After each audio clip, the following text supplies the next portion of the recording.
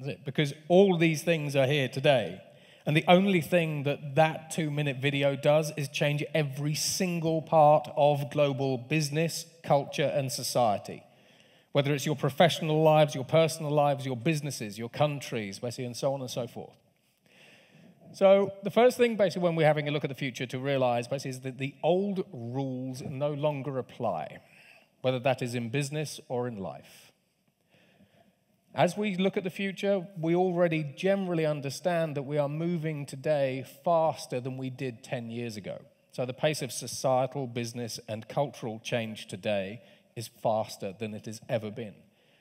By 2030, it's going to be moving faster still, which means we're accelerating in terms of global change and local change, which from a personal and professional perspective means that you have less time to predict the future. Understand what that future could mean for you, and adapt to it.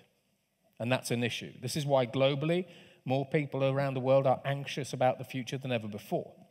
This is why businesses are now undertaking the process of creative destruction, where they are literally trying to destroy and disrupt their businesses from within, because they know that they are going to be disrupted either by themselves or by someone else. The future is also more complex. Because, for example, what happens if you combine climate change, basically, with the future of agriculture, with the metaverse, basically, and 5G, et cetera, et cetera. When you start combining all of these different technologies and trends together, it gets really complicated really fast. However, as everything changes, if you can see it and you can understand it, and you get a point of view, you'll see that opportunity is everywhere. And I'm going to show you what I mean by that, and I'm going to give you examples. Now, organizations like ARK Investment estimate that emerging technology will destroy over $50 trillion worth of global GDP. We've already seen this, for example, in the oil and gas sector. If you're an organization like BP or Exxon and you have hundreds of billions of dollars worth of assets, increasingly as we move from an oil-fueled economy to a renewable energy economy, the value of those assets decreases. Same with the manufacturing industry, same with the automotive industry, same with banks. But it's also estimated that emerging technology will create over $210 trillion of new money, or new opportunity. To visualize the technologies that are coming down the line, I use this starburst. There are 170 exponential technologies basically on this chart, organized into 13 categories, spanning 50 years. So if you want to make a product, you need manufacturing.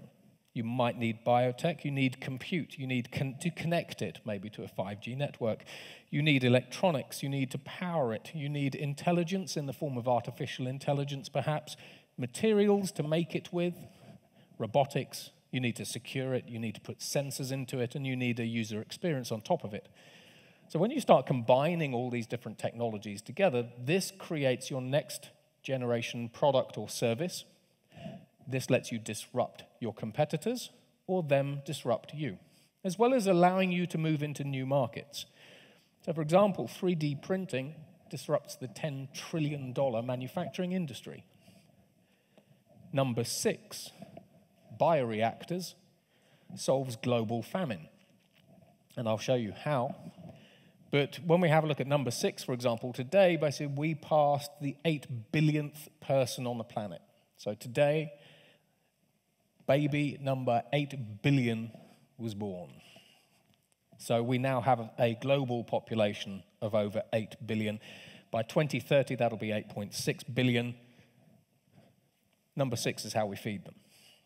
When we look at biotech, I'll talk about that, but we have regenerative medicine, we have smart drugs, we've got synthetic DNA basically that's coming through. We've got gene drives, in vivo gene therapy that lets us do new things. When we have a look at things like compute, if you think that quantum computers are the most powerful computers on Earth, it looks like the most powerful computers on Earth will actually be DNA, and biological-based computers because we've already built them. We also have chemical computers, liquid computers where the computer chips are liquid and the storage is liquid. Neuromorphic computers, we have computers made out of polymers. So if you think that the computers in your smartphones and your pockets basically will always be silicon or something else, one day they could be biological.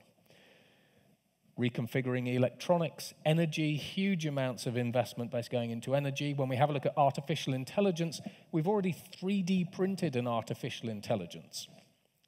We've also created an artificial intelligence out of DNA. So AI is not necessarily going to be binary or quantum-based. Robots, security, user experiences, memory transfer, we've already done that. Memory uploading, we've already done that. Virtual reality, we've stepped way beyond virtual reality. Holodecks basically are being made by organizations in America and so on and so forth.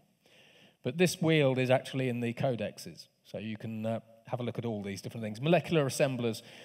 Toyota have been using molecular assemblers, which are viruses in their case, to make the latest lithium-ion batteries for their new electric vehicles, and so on and so forth.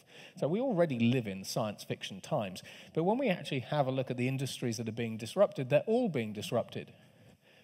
Agriculture. I have a surprise up my sleeve later.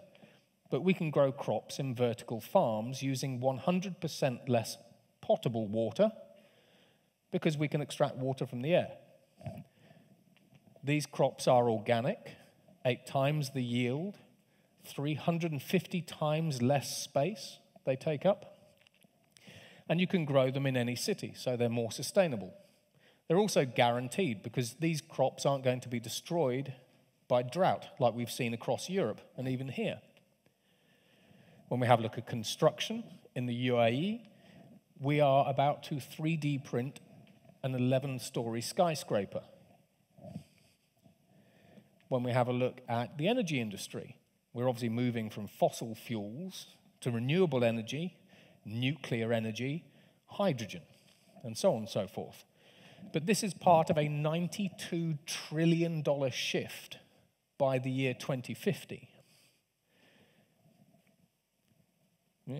When we have a look at financial services, we have banks moving to Bank 4.